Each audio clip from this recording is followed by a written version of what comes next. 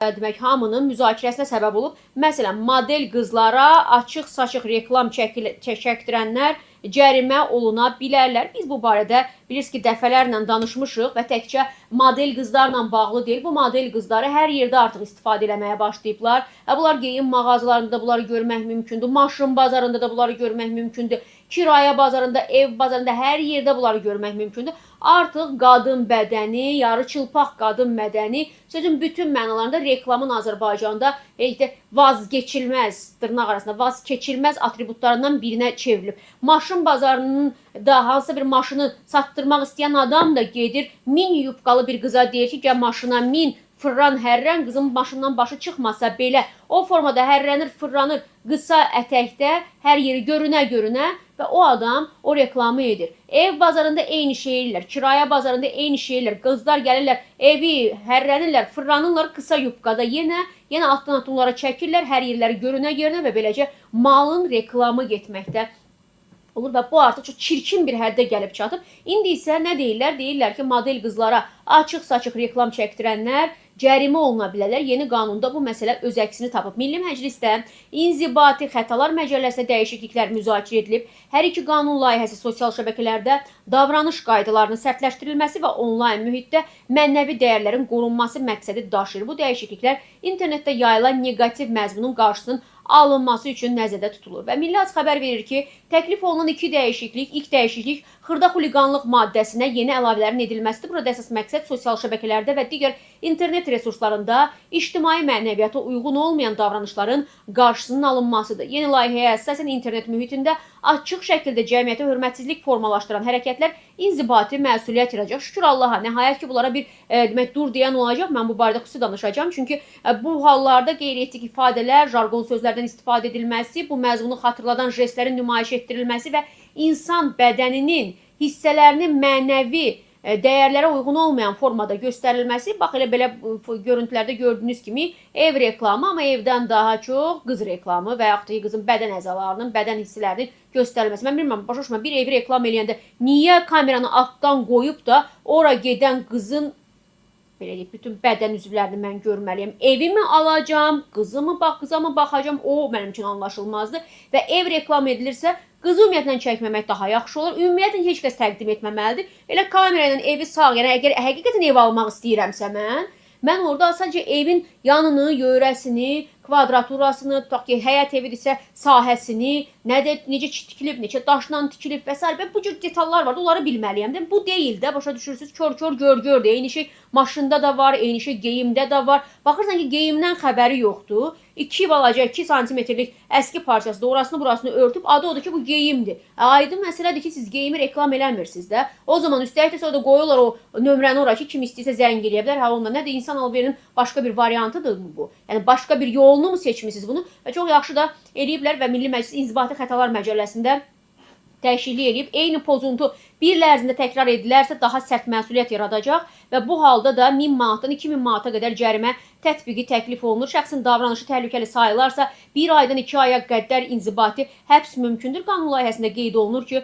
bu maddələr yalnız həmin əməllər cinayət tərkibi yaratmadıqda tətbiq ediləcək. Yəni, məsələ ağırlaşarsa, İş Cinayət Məcəlləsinin müvafiq maddələri ilə də araşdırıla bilər. Dediyimiz kimi, bu dəyişiklik sosial şəbəkələrdə yayılan təhqir və qeyri-mənəvi davranışların azalmasına xidmət edir. Onlayn mühitdə məsuliyyət hissinin formalaşmasına kömək etməsi də gözlənilir. Hər iki qanun layihəsi internet və sosial şəbəkələrin dediyimiz kimi, o fotolara qayıdaq, bu qızın üzərindən artıq çox fokuslanmayaq. Hər iki qanun layihəsi internet və sosial şəbəkələrin gündəlik həyatdakı rolunun artması fonunda formalaşıb, dəyərli izləyicilər, və insanların davranışlarının daha çox onlayn mühitdə görünməsi qanunvericiliyin bu sahəni daha dəqiq şəkildə tənzimlənməsini də tələb edir. Yəni, bax, ey işbazlar, bugünə qədər ağzınıza gələni eləyirdiniz, ağlınıza yox, ağzınıza gələni eləyirdiniz, ağzınıza gələndə danışırdınız. İnsanların göz zövqünü də, əxlaqını da, mənəviyyatını da korlamaqla məşğul idiniz. Biri bir şey eləyirdi. Hətta mən bir bərbər reklamını bu günlərdə, deyəndə bir neçə ay bundan əvvəl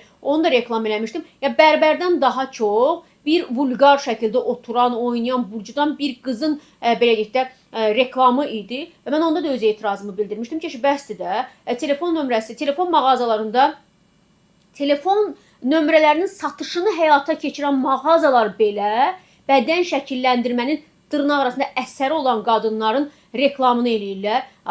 Geriyirlər əcaib qəraib formada, açıq-saçıq formada. Güya bunlar məsələn mobil telefon nömrələri satırlar. Ay balam, gəlin buradan bu nömrəni alın. Dediyim kimi elə bir sahə yoxdur ki, hal-hazırda orada çılpaq qadın, yarı çılpaq qadın modelindən istifadə olunmasın. Və mənim məclisdəki bu dəyişiklik də məhz buna xidmət edir. Və bir başqa dəyişiklik inşallah ki, bu üzdən iraqların sosial şəbəkələrdə geniş yer açmasını, geniş yer onlara verilməsini bir tənzimləyər. Çünki mən baxıram, belə deyək də, özünü apara bilməyən, hər cür orientasiya, qeyri-ənənəvi orientasiyanın məhsulu olan insanlar o qədər populyarlaşdırıblar cəmiyyətdə onları ki, baxırsan ki, bir üzdən irağın toyuq bud belə deyək də gəmirməsinə 14.000 nəfər oturur Azərbaycanda baxır. Hə, deyə bilərsiniz ki, 10 milyonluq ölkədə 14.000 nəfər nədir? Mən də deyirəm, bax belə-belə böyüyür, belə-belə təhlükə artır və belə-belə bir də görsün ki, həyatımızın ən xoşa gəlməz elementinə çevrilirlər. Və bunlara da bir tənzimlənmə gətirilsin. Məsələn, vaxtıyla Adəm deyə bir balaca uşaq var idi. Yadınızdadırsa onu polisə dəfələrlə atasına apardılar ki, bu uşağı gecə saat 2-yə 3-ə qədər qoyma telefonun qabağında pul qazanmağa görə TikTokda aynən tıklayın, ay şir atın, it atın, eşşək atın deyə bu uşağı belə yuxusuz telefonun qabağında qoyma. Bir dəfə, iki dəfə, üç dəfə, indi Adəm deyən var, yox.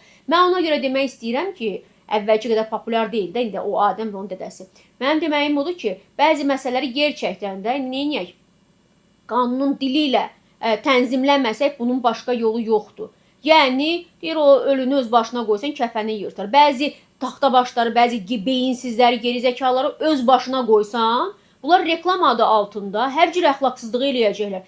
Nə olur olsun təki malı satılsın. Nə olur olsun, cəmaatın uşağını deyə bilərsiniz, onun orada nə işi var o qızın və yaxud da o qadının niyə razılaşır buna? Tamam da, indi hər cür kateqoriyada insan var. O razılaşır deyə siz hər şey etməlisinizmi? Bax, bu reklam ünsürünə çevrilməsi, reklamın bir elementinə çevrilməsi çılpaq qadın fenomenlərinin dırnaq arasında, bax, bunlara bir son qoyulmalıdır ki, Milli Məclisdə sağ olsun ki, hal-hazırda bu istiqamətdə işlər görür və son zamanlar bəzi geyim mağazalarının da etikadan kənara çıxan modellərin açıq-saçıq görüntülərini paylaşaraq satış etməyə çalışmaları ilə bağlı məsələlər gündəmdədir. Sözügedən qanun layihəsi qəbul olunarsa, bu kimi halların da dediyimiz kimi qarşısı alınacaq. Nəhayət ki, bu qadın bədənindən əl çəkin deyirəm, qadın bədənini bu formada, bu cür aşağılayıcı formada bir elementə çevirməyin. Çünki əvvəl-axır bu belə şeylər insanları iyrəndirir və davam edərsə də nəticəsi, dediyim kimi, kifayət qədər